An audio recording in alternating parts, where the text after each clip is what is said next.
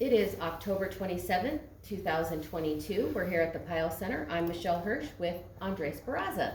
And Andres is the Tempe Union High School District Governing Board member and actually running for re-election. But way before that, let's start at the beginning with when and where were you born?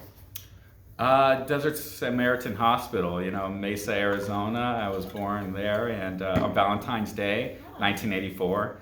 And I lived nearly all my life in Tempe, Arizona. So it's been amazing to see the growth in the past couple decades, especially. Yeah, we'll ask you some more specific questions about that. First, can you tell us a little bit about your parents? Yes. Maybe their names and what they did and... My father's name is Miguel Barraza, and my mother's name is Amanda Barraza. I believe actually her first name is Guadalupe, and I just learned that more recently in life. She goes by Amanda, so I've only known her by that name, and so have her friends. They both grew up in Douglas, Arizona, and they grew up to parents with Eduardo and Artemisa Molina were my grandparents on my mother's side, and I'd say Ramona. My grandfather on my father's side passed away early in life when my father was actually, this goes into his story, age 13, and they were very poor, and my father worked at 13 in the fields with migrant workers during that period, and he told me a lot of stories about being 13 years old and standing at a bus stop in the middle of a highway under a single lamp and picked up and working long hours in the fields. My grandmother basically worked her entire life, in the factories, and once my grandfather passed away. And so, the fact that I am where I am is a testament to that strength. On my mother's side, my mother was very much, I grew up into a family that was very much devoted to each other. They had a strong work ethic, and it really brushed off on me. My mother worked for, I believe, only 2 companies her entire life. She worked for, in Douglas, Arizona as a teen, a department store, I believe JCPenney's. She might have worked at the theater a couple times, but and then America West Airlines, which now we know has evolved and merged into other companies to US Airways today. So that's where she retired. And I believe I learned a lot about, what it means to work hard, the value of a dollar, the value of having a family, what family means, and having friends. And so I'm very fortunate because they gave me such a great life here in Tempe, Arizona. Do you know what brought them to Tempe or why they settled in Tempe? I believe it was my father was going to college. I'm not sure what brought my mother to Tempe. It might have been America West Airlines. Mm-hmm. So my father graduated from ASU, and from there I believe that they've always been in the Tempe area. My father started a couple of businesses. He also worked in the medical industry, and my mother, as I mentioned, America West Airlines, which for me, America West Airlines has so many fond memories. They're very much a part of my childhood. It was one of those businesses that really, really cared about their employees. I've never heard a bad thing about the CEO, and even today, people talk fondly about those years in Tempe.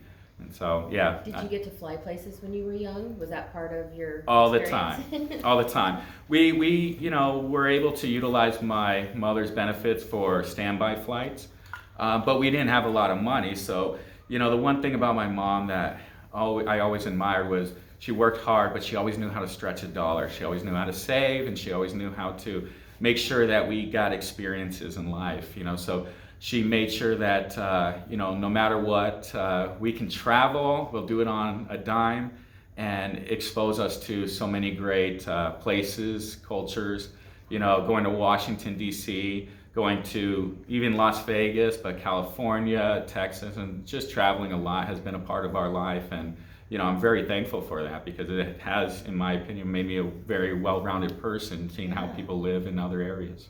Do you have siblings? I do. older brother, Darian Barraza, he works for U.S. Airways. So he's been in the airline industry since 18 when he graduated high school. So right now he's actually 40 and looking to retire and figure out what he wants to do next. My sister, I have a younger sister, so I'm the middle kid, and so I got in trouble a lot. My sister, she works for the tribe, but she's actually working on her own in photography right now, and she's really pursuing her dreams. She, raising her kids and starting her own small business. So you're also an uncle. I am, yeah. I love my nieces and nephews so much. My oldest nephew actually is now in New York in college, and the other one is at Marcos Niza, that's Gabe. And Mila is at Rover Elementary, and the youngest one, Ava, she's waiting to be in Rover Elementary. So my oldest nephew is Noah, and he's the one playing baseball in New York. Oh, wow. So you went to Marcos. Where did you go to elementary school? Rover Elementary. Oh, you did too? Yeah, and then Fees Middle School, and then Marcos. So what was great was they were all in the same neighborhood. Mm-hmm. And at that time, what I really had, I think, the quintessential, upbringing where my friends and we rode bikes all around the neighborhood. We played baseball together. We were in our classes growing up together. And I still, thankfully for social media, in contact with a lot of them. So it was really great childhood growing up. It was a place where we stayed out late at night, sneaking out. We played tag and we'd run through people's carports and stuff, hiding. So it was very much everyone knew who the kids were. Everyone knew who their neighbors were. Growing up in the Scudder Park area. That's one place where I just really truly still call home. And in fact, I live less than a mile from the area. So. Oh, how fun. I was going to ask, how has it changed since you grew up there and were running around, in the neighborhood? Have you either seen businesses or restaurants come and go, or even just houses change? How has the neighborhood changed? Well, it's the biggest thing I think changing in the area was not only the demographics, because we all grew up, and because it was such a great neighborhood growing up, all the parents stayed, and so that's generally where they retired. And so for the longest time, the only problem was because of that, because everyone loved the neighborhood, as we grew up, there wasn't the trick-or-treating change because you didn't have the young kids, So what's great is now you're seeing these new families coming in, and they're, it's a type of neighborhood that when you're just walking by with your stroller or your dog, they wave to each other, or people drive by and they wave. And I love that they still do that. The biggest change, I think, ultimately is looking at where the whole JCPenney's, AMC Lake 6 Theater, all of that area now transitioned to the apartment complex and the movie theater and different businesses. And actually, I live in the apartment complex now, trying to open up a coffee shop in that area. But so it's weird looking at that and seeing how it's very much changed. But fortunately, the area, it hasn't changed much, other than there's some good things, like the park has been renovated, more trees. Rover has a community garden there. There's honestly, it's the same place, and it's really refreshing to see that it's starting to have the new families come in and have that vibe. I'm happy Baskin Robbins is still there. Since I was in high school as well, and that's kind of where I'm at, is a lot of the businesses really want to stay in the community. To me, I think people that move into the area, they realize what's special about it. It's cool that that plaza that you mentioned at Baseline and Rural, it used to be called something like Lakes Country Village, maybe something like that, because there was the movie theater there, Lake 6 Theaters. Yeah. And my husband and my first date, 42 years ago, was at that theater. But now, even though it's a little different position, there's a movie theater. It's Majestic is there. So it's kind of fun that there's still a movie theater. And lots of new businesses opened up there. And then those apartments, like you said, where people can live in an apartment and then also have a business right there. It's a cool idea.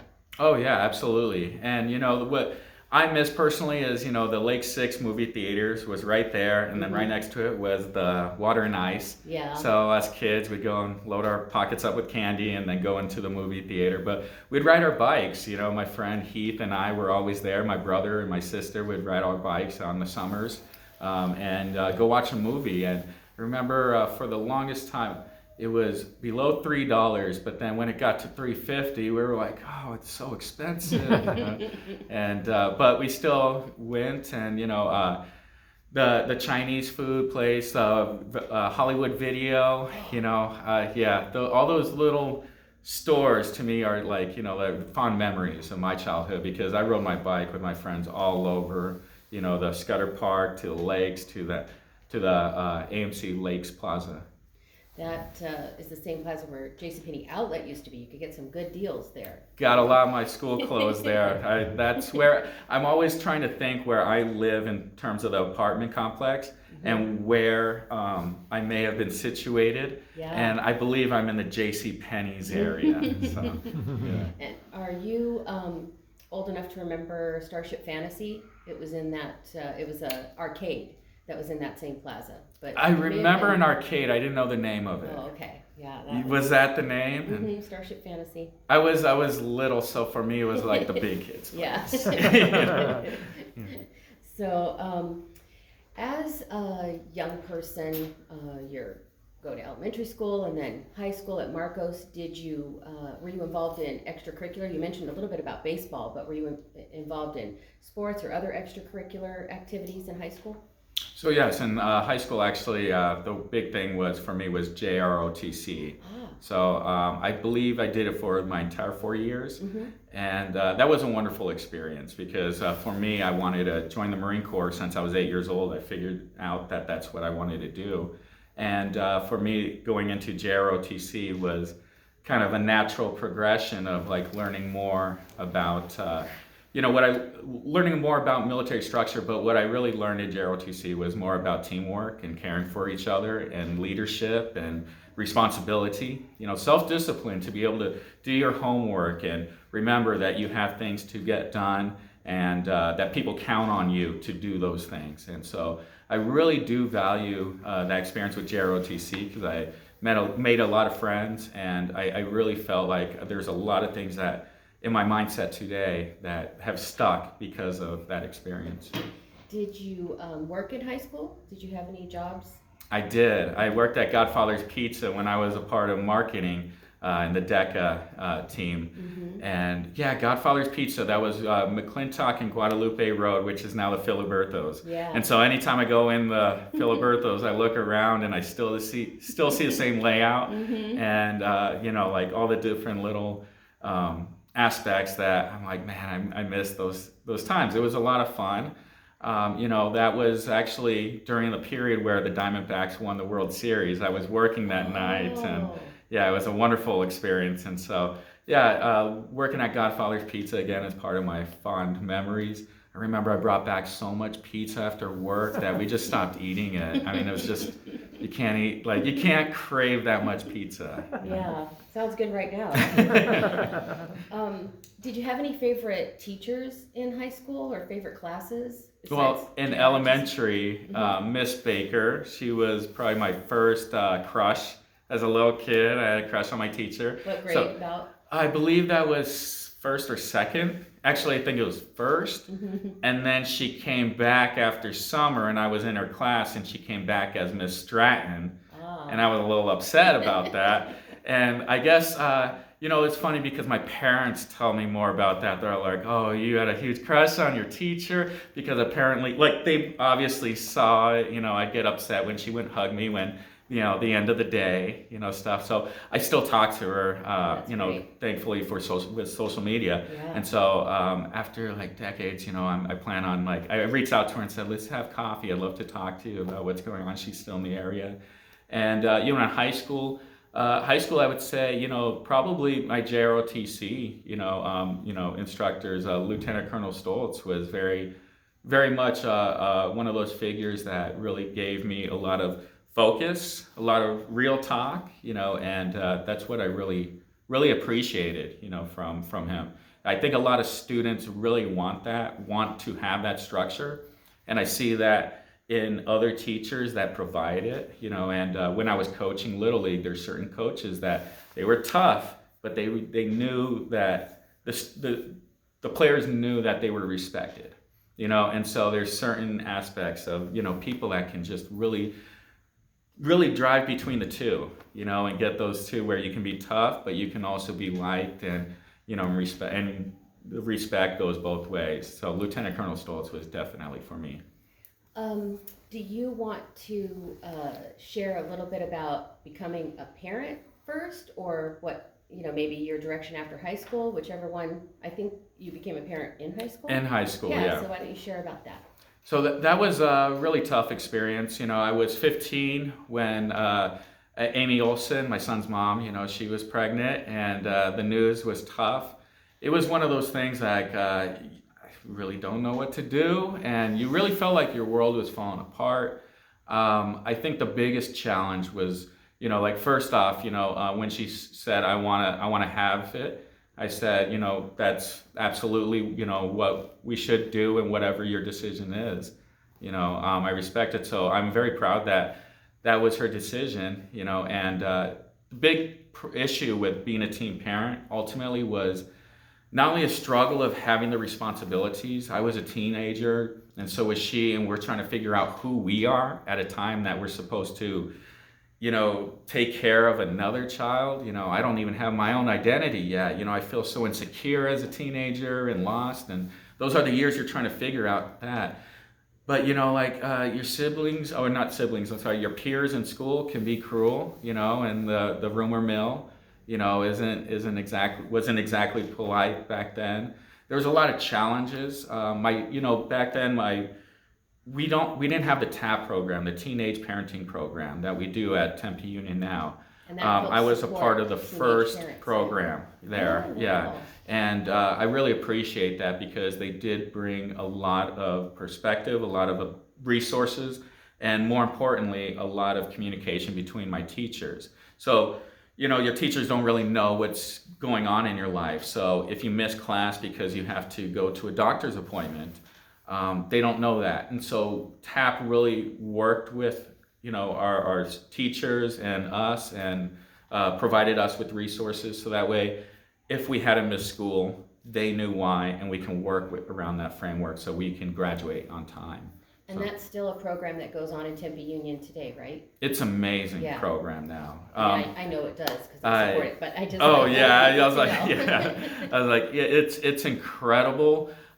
We really tied into career and technical education. So, we have students in the high school level that are now getting their certifications or taking the first steps toward the courses that they need at the collegiate level to be able to get into, whether it be education or whether it be in nursing. So they get experience working with kids. And just recently, 2 weeks ago, I read to the Aztecs, at Corona. Those are the little preschoolers. The little preschoolers, yeah. They are so hilarious, so much fun.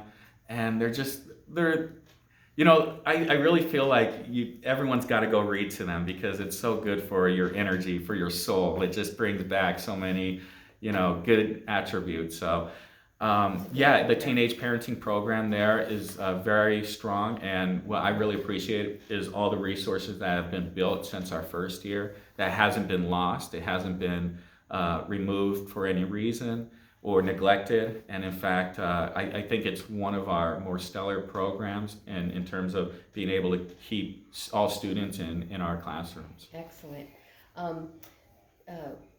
How old is your son? I know you're very proud of your son, so why don't you share how old is he now and what's he doing? He's 22, so I'm in my 30s and he's in his 20s, which is very weird. But I love it, because we do so much together. We hike, we built a food truck together. We're very close and we hang out all the time. We go check out festivals, concerts, and I think we have like a really good relationship in communication and trust. Right now he's working at American Airlines with my brother, actually in the same area. They're doing the baggage loading under the planes, and he loves it. He's one of those kids that I'm very fortunate because I was very difficult, in high school. I was very rebellious, and he's just so polite, so kind. If I need his help, on a job or something that I'm doing at 4:30 in the morning, tell him I gotta wake him up at 4:30, he's fine with it. I would have complained, he's just so good, at just being who he is, and being kind. And I think the world of that, because it shows off also in work. My brother tells him that everyone loves him. They're like, they ask him to do something, and he's happy to do it, and happy to help. And that I'm just very thankful for that, because I think that's going to go a long way.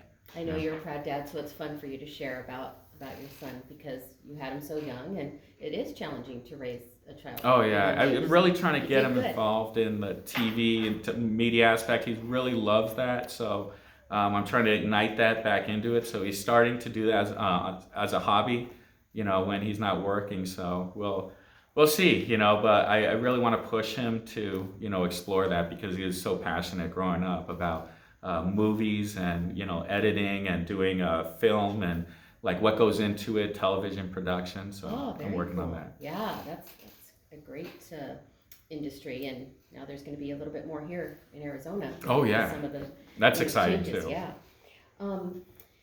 Tell us about your journey after high school.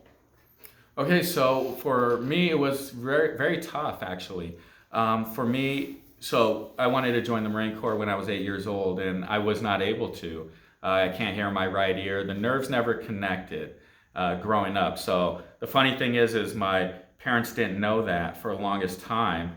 And they remember that one day I came up to them wanting them to wake up for breakfast. I was probably about 7, and one of them, I think they said, whispered in my ear or whatever, and I said, I can't hear you, and they were confused, and they said that, and I kept leaning, and I couldn't hear, and then through diving in, they knew that I was not able to hear as long as I could remember.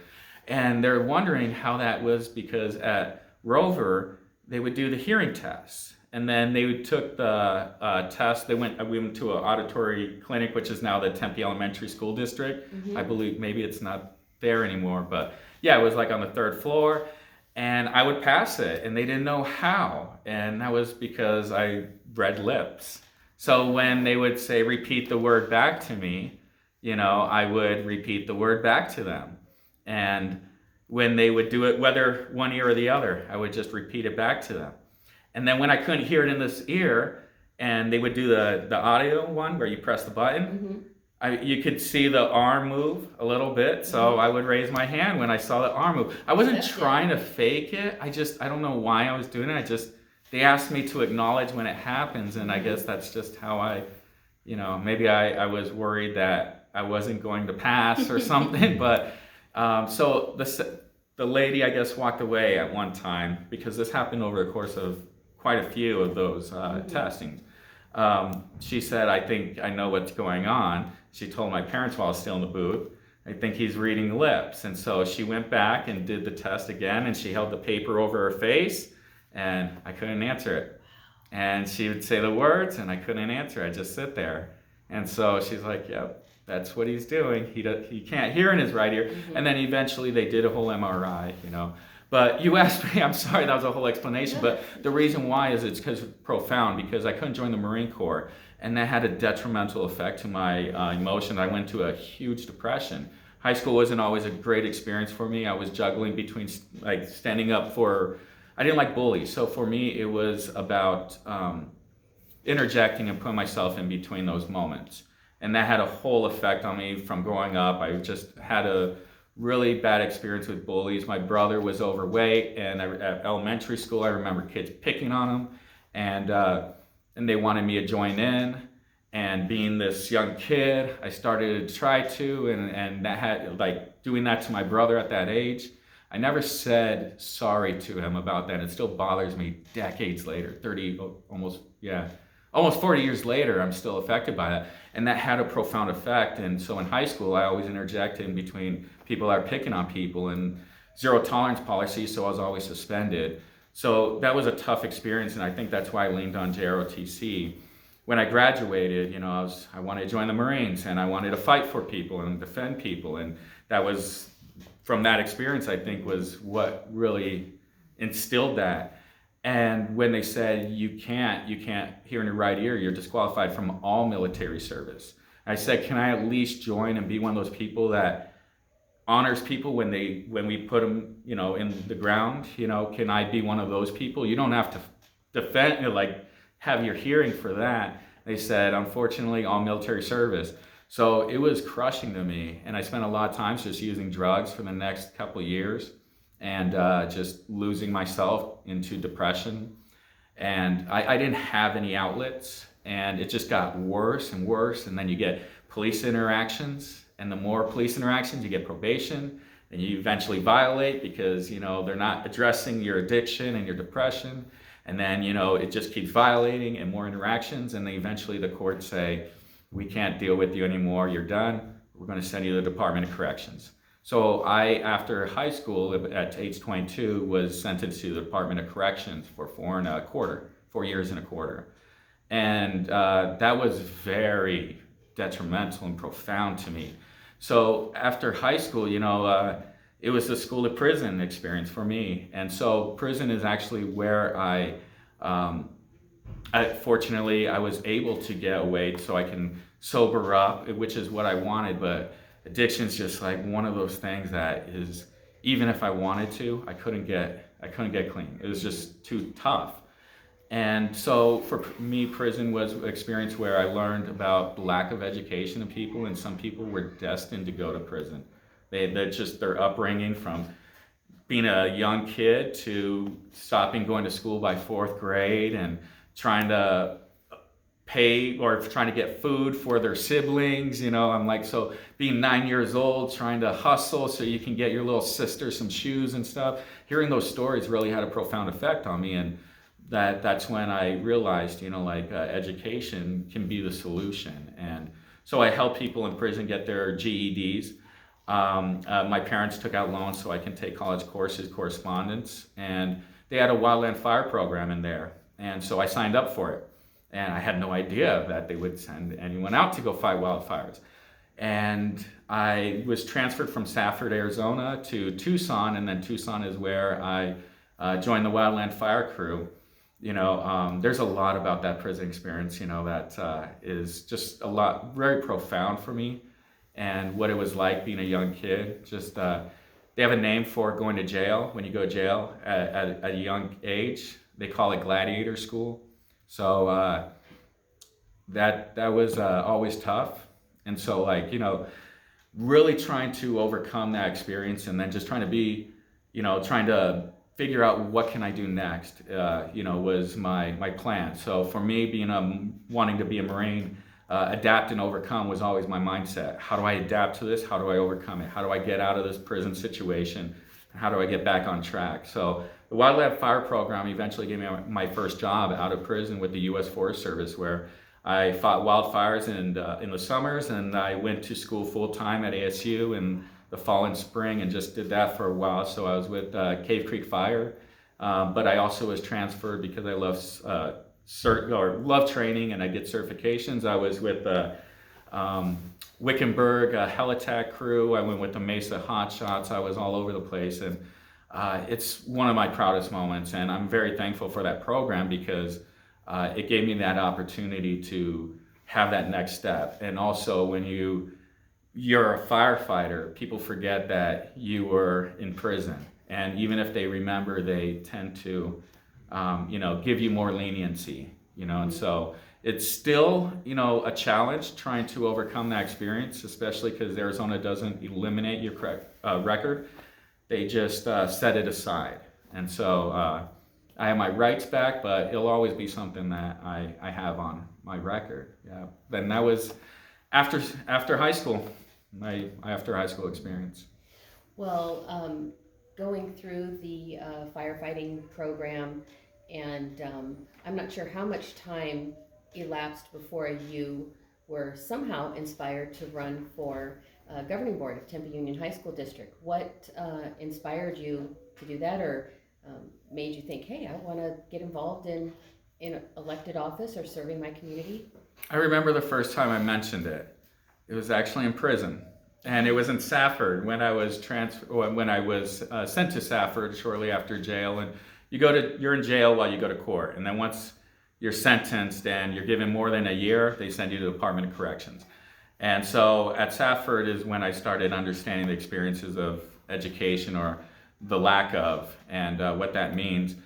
And during that period, I remember they have once every quarter of the year with a food visit. So your family can bring food and you can sit with them. And so I was standing there with a couple of my friends. I can't remember one of his name. The other one is Paul Leon. And the other one is, I can't remember. It's going to bother me because he is such a funny guy. But I mentioned that I'm going to run for office. You know, when I get out of here, I'll restore my rights and run for office. They thought it was the funniest thing. And I don't blame them. That sounds very hilarious, you know, and no one does that. No one, I mean, the ability to do it. So just to restore your rights is something. So exactly. Run for office and win. Well, you know, the biggest thing, was, so Wildland Fire gave me the opportunity to open doors again and build relationships and be someone in my community that can be looked at in a better way than just a former, inmate. So, I eventually, after a couple years, I was able to apply to restore my rights. I figured out how to do that legally. In prison, I was one of those inmate lawyers that help people with their legal work, so some people just needed continuances because they're going to do a custody battle for their child and they wanted to be out there for the court hearing, and they're being released in a couple months. So they just needed continuance, so it helped them file. I knew how to file, or what formats, how to research, what rules, that applies to, all those different things. So I learned a lot actually about family court law and criminal law while I was incarcerated, because I had a lot of time to read those books. So, that was kind of how I learned how to restore my rights. I picked up the book and I started going through the appendix and figured out where the restoration of rights, what rule I'd apply. So I made a motion, to restore my rights with the court, filed it with the clerk, did the whole process. And eventually I got my papers that said, we'll restore all these points. Now the major ones were not, they said, no, you'll have to apply. We'll restore and set aside, but I think when I asked for all of them, because there was they hit you with everything when you're going through a court system. It's part of the plea bargain process. Mm-hmm. And so at some point I was just like, whatever, I'm going, let's just move. So now I restored, I think it was 4 charges, drug related and 1 identity theft. And they said the identity theft, you'll have to apply for your gun rights to be restored. Because I just applied for all of them, full rights to be restored. And they said, we'll restore your voting rights, but your gun rights you'll have to reapply. I still to this day haven't. That was never for me the goal. It was more about my restoration of my voting rights. And so once that paper came in, I still have those. They're framed, and I look at them all the time as a responsibility for me and to remind myself. But once I got those papers, I registered to vote. And then I think it was just a few days later that I ended up signing the papers with the county and the county recorder's office to run for school board. And I felt that that's where I would do the best, the best good, and anywhere, yeah. So that was 4 years ago? I restored my rights, I believe, in 2015. I ran first time in 2016, mm-hmm. and I lost. Oh, okay. And it wasn't that, I don't think, I came late in the race, mm-hmm. very late. And at that time, I had already worked for Joel Navarro, who he was running for his first time for city council. I was knocking on doors for him and helping his campaign. And because I realized if I'm going to get involved in campaign, I didn't want to get involved in the big campaigns where I'm just going to get a simple role and that's going to be what I do. I wanted to get involved and really be a part of something. So I realized that it's the local races that really want your help, mm-hmm. and really value your voice and the extra energy. And so and you can really get involved in the community. Absolutely. Yeah. And so Joel Navarro for me was a obvious choice. You know, his little brother Nick Navarro and I went to high school. I've known Joel like a little bit here and there, just as the big brother that was the high school football player while I'm in elementary school. So we didn't really hang out, but I knew who he was, and you know, he would talk to us little kids every once in a while. So his family lived right down the street from mine. So again, Scudder Park was that type of neighborhood. So I ran for his worked on his campaign, helped other campaigns just to get some experience and learn. Did a lot of volunteerism. And so in 2016, when I ran, I lost, but there was a lot of people that wanted to help me if I ran again. And they were also surprised about how many voters voted for me, even though I came so late in the race. And I said, well, it's because I grew up here. I played Little League with a lot of the people that are now adults here, or their parents are here, or, you know, grocery store people I knew growing up. So, you know, in 2018, I ran again, and that's when I ran. So 2017, 2018 is when I got elected. And yeah, 2019, I started my term on the school board, which it was such, first off, that was the year where there was a lot of controversy, I'd say, because first off, the ballots, there's so many ballots. And then Adrian Fontes, the recorder, he stopped and said, we're not going to give any new numbers until next week, which it was like, I think a Thursday. He said not until Tuesday of next week. And my race was still waiting for the numbers, and it was so close. I think it got down to 28 votes at one point. So Brian Garcia won his seat, so now it was against myself and Don Fletcher. And at 28 votes, it can go any way. And so waiting till Tuesday, I thought I was going to have a heart attack a few times. I would see spots anytime I'd reload to see if the new numbers came in.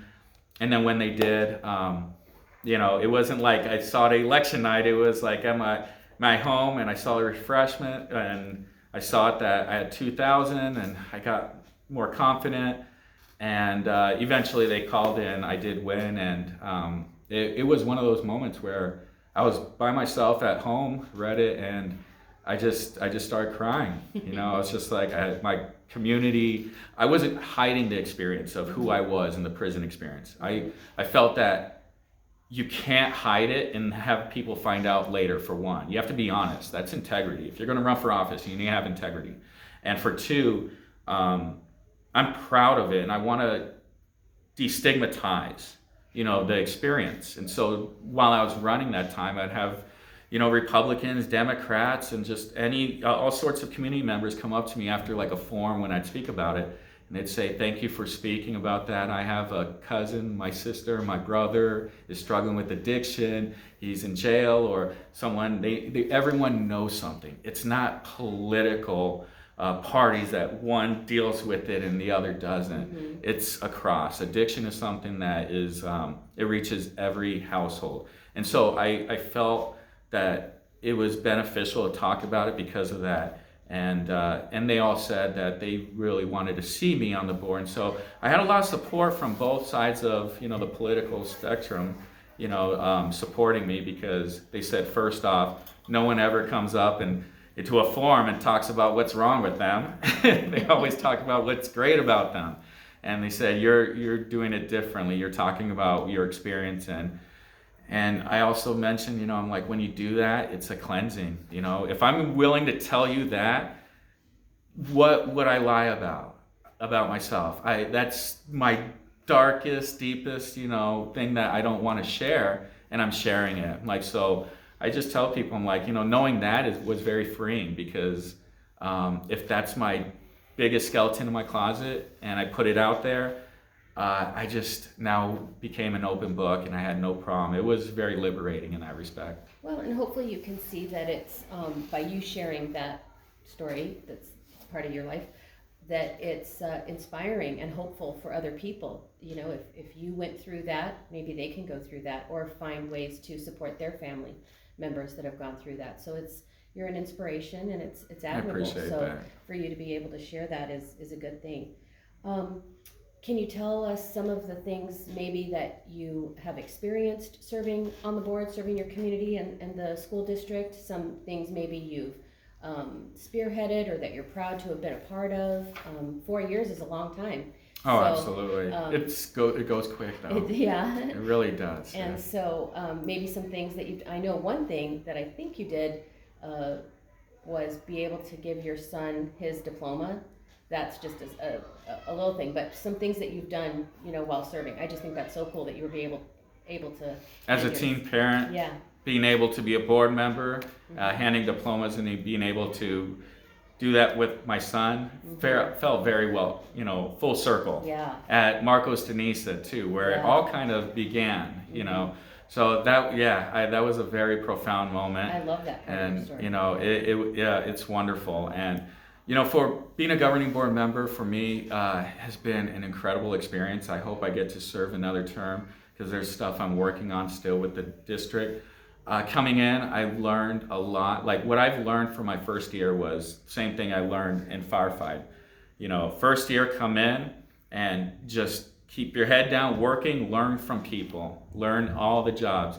And in firefighting in general, after even that first year, they say, the not motto, but the mindset is learn from above and mentor below. So you're looking at both, individuals and you're keeping that team strong.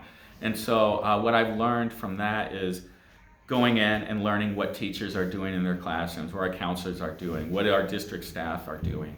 And, I'm in awe, and honestly, of what they all do, what the responsibilities are that we take for granted that the schools just work, that students get their diplomas if they complete their courses for 4 years. Curriculum is very difficult at times to look at and say, well, what are the standards? Can we meet them? And after, all of that, just making sure that, everything functions is a very difficult job, and I really respect them for it. The students, when I look at them, I often think about my own experience, and I see them and myself and my friends, and, because things change, but they really don't. Kids are the same, you can look at generationally, and there's still like those dynamics, and there's still those concerns and those cultural norms that get developed. And so looking at that, I learned that I want to give them many opportunities to use their voice in the school district. So I try to help them to navigate that so they can express it to the board, to their faculty, give them opportunities to work with community members, to really just learning how to have them express themselves throughout the entire experience. And so for me, just I'd say that was the biggest profound experience. But when COVID hit and we shut down schools, that became probably my darkest experience, as a school board member, because the community was divided and both could not be nice. And we have to really refocus in what are we doing, and what is safety. And so we looked at a lot of our staff and the responsibilities they had, and that they're looking at after their elderly parents or the parents that have a kid that has an autoimmune deficiency. And what does that mean? Can we bring them back? How do we bring students back? It was a very difficult time, and to be honest with you, the governor kind of left us out and dry. And, we were all waiting for that response, because as a school district, when we're shutting down, we were looking for the next level of government to help us. So any disaster response, we pass it on to the next level of government, county or state, for resources. And, so we were told school or district choice, and we didn't know what that meant. So I watched our faculty really be resilient in that moment and distribute technology across our campuses. We made purchases for more, making sure that students got meals for breakfast and lunch and an extra to take home. We didn't deny any student because they didn't have a student ID. We said, all you have to do is just come to the district and the drive-by distribution. We make sure that our students had their medication brought back. But there's only so much, because the social emotional impact, we knew that was also lingering, and we knew that was constantly being more severe, so that was always one of those things, like we gotta get something moving forward because they need resources and that interaction. And so the aftermath of that experience, we started seeing a lot of social emotional issues on campuses, and so we really focused heavily on that aspect and getting counselors, creating different environmental rooms for comfort and being able to have students express themselves a lot more. It was tough. And so, that was a tough part of the school district. Yeah. It was definitely an unprecedented time. There are professionals that manage the operations of the school district, but nobody went to school for how to deal with COVID. Nobody studied not how for to disaster deal with, response. Yeah, nobody studied that. So for everybody in the district and leadership at the governing board level and the administrative level to handle those. Well, again, it's overused, but it's factual that it was unprecedented time, and the social emotional part where students were no longer coming to school and they're home all day, and that dynamic is different than when they go to school all day and see their friends. So there's just some people in the community don't realize what an impact that has, not only on learning, but like you said, they're social emotional. So for the governing board to be aware of that and also figure out how to lead and deal with that is, I can't even imagine. So thank you for that. But I know it's a tough job, and thanks for mentioning it, because it will go down in history as a difficult I forget that sometimes because we were so immersed in it, and we still are, and we're still looking at the effects. And that's why I'm very focused on student achievement as a school board member, and saying we got to make sure that we're giving our students the best opportunities and the experiences and getting back on track. And that goes for our staff too. This first year, students coming back, staff, it felt like everyone's back. It felt different. The first year coming back after COVID, everyone still looked drained. This year, there's so much excitement, there's so much energy, and it feels like, okay, we're moving in a really good direction. We like to ask people how they feel connected to Tempe, and you've shared how you've grown up here and live here and work here and serve the community here. Is there anything else you'd like to add about maybe your travels to other places and how they make you feel about Tempe, or just growing up here, how you feel connected to Tempe? Well, I rode my bike around here with my friends. We climbed a mountain. We did school to go to Mill Avenue, and not for any reason. We just wanted to get out. But, I remember just for me, I always reflect on the years when I was around that 12-year-old, 10-year-old age where, there's long lawns on the corner on Mill Avenue, and, you have all these bands like setting their equipment on the curb of the street sidewalk. It was very much like that grungy band dive bar. That I remember they would let us in, and we would get to go listen to music. They weren't allowed to let us in, but they would still let us in, sit in a corner and order chicken wings. But when 10 o'clock hit, they were like, you guys have to go, we can't. And Mill Avenue was great. There was a coffee plantation outside. There'd be live music. There was a lot of different small businesses, artists all over. You couldn't walk to any corner without at least listening to two different bands playing on the street corners. And I thought that was such a special thing about Tempe. And the Gin Blossoms, that was that era, and when they were playing, I remember them just kind of playing around town here and there, or hearing that they're over at this place. And that was when I believe it was up to the point to where I believe they gave Gin Blossoms, they dedicated a road, Allison Road, I believe, right by Four Peaks Brewery. The lead singer had a recording studio. I used to kind of ride my bike over there nearby, just kind of try and peek my head in. But Mill Avenue was definitely one of those, like, to me, a small town, cool place where you can listen to a lot of live music. And, ASU being there with the Cardinals playing, and, the Fiesta Bowl and the New Year's block party. It was just such a very entertaining and wild place to be. But for me, I think ultimately when I think of Tempe, it's not only that, it's the people. It's the little landmarks, seeing Gamage Coliseum. That to me is a quintessential Tempe. There's a lot of those little things that, for me, those are the items that really touch me because everything's grown up around them, you know, including Chuck Box. Chuck Box is one of those places that, yeah, everything built around it, and it's been there since my father was going to college, and so we go and have a burger there every once in a while. But Tempe, what I hear from people is just more than traveling other places. I think it's more when I hear people traveling to Tempe, and a lot of them, you know, love it, and they say they want to come down and live here. And in fact, some people that move into town throughout, even nowadays, I listen and I ask people that have moved in, and I say, what makes you want to come in here?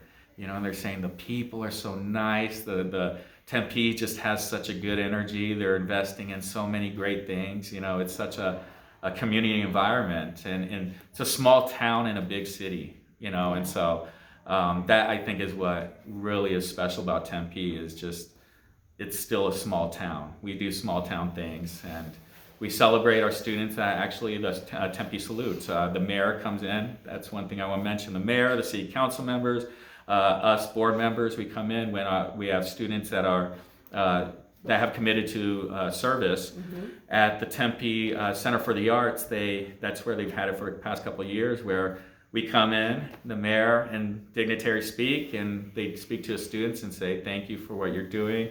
The band plays, and us community members get to send off our young ones and say, thank you for serving, and come back and let us know of your journey. We all love you. Yeah. And so I'm like, that's such a small town thing to do. It is. So that's why I love Tempe. Well, thank you for staying here, because that gave you the opportunity to serve your community, and good luck in your election. It's right around the corner. And less than 2 weeks. Yeah. Maybe you'll get a chance to Either serve. way, I'm still going to be involved in education. I'm still going to be pushing through. It's not about titles, but I do want to continue to try and finish what I started, and building our infrastructure. Right now I'm working on water usage facilities, making sure that we're innovating our bathrooms and putting in reduced water. I did some rough numbers of our population, and looking at that we spend almost 1 million gallons of water just on our bathrooms. And if we can recoup that by using reduced water processes, reduced water urinals, that reduce the water by 60%, we're making a huge impact. I mean, if we can make even just half the water usage go away, we're talking 500,000 gallons, and we really need that. So I'm looking really to try and finish that up with our district staff, Sean McDonald, Mike Thornby, building programs right now, and working on our disciplinary processes. I'm very thankful to be a part of that conversation. So I'm hoping to stick around. There's great staff, but when there are elected governing board members that can add their voice and their position to encourage things like that, it's comforting for the community to know that board members are paying attention to those things, because that's going to make a difference in how much less water is used and less. We got to look at how we're utilizing our facilities, how we're constructing the next our 21st century buildings, because are we looking at LED lighting, renewable resources, and so actually on that note, just really briefly, we renovated all our football fields to be turf. That one of the big benefits of that, and we did it right. We spent money to do it right. We didn't just lay out carpet. We have a system to where they essentially act as rain catches. So the water on the fields actually get funneled to the sidelines. And those sidelines have these irrigation gutters that go in and push the water into either our water facilities in the city or into a gray water tank that eventually gets pumped into the city. So we're recouping a lot of the water. So anytime it rains now in Tempe, those fields are acting as rain catches. But also the usage of it's square footage for all our students. We don't have to maintain grass for graduation, football games, soccer games. We have staff and students coming out to enjoy it throughout the school day, and that's very important. I think I heard you mention one time that bands can practice there, whereas they used to have to save the field for football games. They couldn't practice on the field during that period. Mm-hmm. We had to dedicate one maintenance person the entire year just to our fields. Mm-hmm. So having these new fields allows the band to practice on the field. It allows our art students to come out and sit on the field and work. Actually, we had an English teacher just recently when I was touring. He was out because the weather was good. and brought the class out just to do the assignment out there. And I appreciate that, because we're always looking, how do we utilize our square footage, right, as a school district, and maximize the square footage usage per student. This is a perfect way. A football field is huge, so if every student can now have access to it all year long, that's a huge benefit on top of the environmental. Well, and that's an example of governing board members have the ability to be speaking out in the community and share that information. A lot of community members aren't going to go and check out, the details of having turf on the fields, but governing board members can be kind of ambassadors and share that information. So thanks for sharing that. We do like to open it up if anybody else has any questions that they want to ask.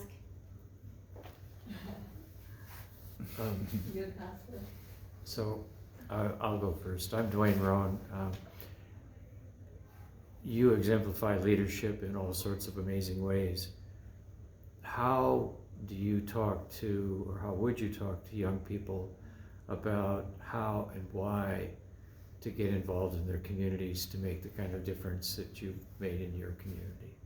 I love that question, and I thought about that a lot when I first started coaching Little League. That was where I think I had to sharpen my leadership skills, and where I learned that there are certain coaches that are just really good coaches. They've been doing it a long time, or they've been really focused in respecting the kids and having that relationship and the way they respond. So for me as a coach, my first time, it was wrangling around a bunch of dogs and trying to get them to walk together, and they all wanted to do their own thing. And so I learned from other coaches. I'm like, how do you do that? What do you do? How do you direct your players? And they gave me such great advice, and a lot of it was, you got to give them direction, but you got to respect them, and you got to give them direction in a way that they feel valued. And that was very quintessential to what I think is leadership, and especially when you're talking to our student population, who often feels that administrators aren't listening to them, or that just adults in general aren't appreciating their expressiveness and their opinions. And so you give them that power, that's what you do, and you very much listen to them, and you treat them with that respect. So as a school board member, whenever I go into classrooms, I talk to students about my experience. That usually helps to open up that conversation, because then they realize, oh, you're not just another adult, And when I talk about that experience, I talk about it openly, but I also, treat them with the same respect. And I ask for their opinions. And when I do, I very much listen to it. And, I really try and have a conversation, as opposed to hearing them respond and then me giving a response back, but absorbing it. And what I've really learned is the more you can kind of open up that student to that trust, really building that trust, they're brilliant and creative, but they just have such mindsets that I think really we need to nourish and focus, because they have ideas that they want to do, and I think the hardest part for them is being able to figure out how to express it. I remember on my own, being young, wanting to do a lot of stuff that they were talking about, and just I could have done it if someone just showed me. And so I think trust, really, trusting that I won't, if they're telling me something important, that the trust is that I won't share it, if they don't want me to. I trust that, I'm open to them too, that I'm being vulnerable, and I think that really helps to work with students. But they know when someone's fooling them, and so you really have to be honest with them. And so I learned that goes a long way, especially when you're wanting to mentor, So that's kind of my leadership style, is build the trust and mean it. Thank you. I think you've covered a lot of this, but I just think you're a very gifted mentor, among other things. What pointers can you give someone how to help them to learn to be a good mentor? Be humble. You don't know everything. I think the one thing I learned about being on the school board, or anyone running for office, is they don't necessarily want to humble themselves and say when they're wrong. I'd say, so know where you need to be, where your growth needs to be. And that, I think, ultimately came out of firefighting, is acknowledging, where that growth lies. What did you do good? What can you do better? It was always kind of the questions you had to ask yourself as a firefighter. And you're always being evaluated on that. And so whenever you fail, it was never something detrimental. It was like, okay, you did that. Okay, what do you think about that? What can we do better? So I think you have to ask yourself those. I think it's the religious aspect of how are you going to get the splinter out of someone's eye when you have, a big one through your own. I think you have to learn to understand that you don't know everything, that they have something to teach you, and that you absorb that as well. I think mentoring is not just about telling someone what they need to do to succeed, that you have all the answers, but opening them up to saying, I know a roadmap and it works and we can work in that direction, but it's ultimately up to you to write your own roadmap, and doing that together, and them, that then allows them to open up, and you learn from them, and they learn from you. And I think that's a real big thing about mentorship, is coupling that trust with the experience that you have of having gone that route. So I would say for our mentors that the biggest thing is, being humble and learning from each other. Thank you very much. Okay. Mikkel Keeney, I think you were in Tempe leadership several years ago. What was that experience like for you to learn more about the community or meet other people working? Class 32, the motto was class 32, better than you. So yeah, that's the motto the class chose. First off, I think Tempe Leadership is an incredible organization. And I really value that they also have a Tempe Youth Leadership program. Because just the model itself, it really instills community service and what it means to be, someone in your community, what it means to respect your community, and what it means to, put yourself forward in your community, and what it does for other people and how it strengthens. And so that's what I really appreciate about Tempe Leadership. The aspect of learning about your infrastructure, learning about your first responders, and what are those challenges to get a city to run. Everyone takes for granted that these things just run, but it really takes a lot of time, a lot of dedicated people, and those people often have a very difficult job, to do. And so Tempe Leadership allowed me to share my story with people that may not otherwise know it in the community, that are also aspiring to get involved. It allowed me to learn from them and their stories, and learn what their role and their history is growing up in Tempe. But it also allowed us to have such a group of mentors from previous classes to help us. An avenue that I can call someone and say, Sharon, I'm going through this, what do you think? How does this affect, maybe our Threads program? Sharon Doyle. Talking to, just a lot of our mentors. They're elected officials, they're business leaders, they're community leaders. They're starting their own programs. And when you get a group of those people together, you have something special like Tempe Leadership. And so I think for me, not only having that network that I can rely on when I'm having a tough time figuring something out, but also if I have an idea. Biggest problem was whenever I had an idea, how do I get other people to invest in it? And kind of convincing people, saying this is a good thing. In Tempe Leadership, it was more of, you got a great idea? Great, I'll volunteer. Let me know what I can do. You had it built in, people who really valued what you were doing, and vice versa, and we all supported each other.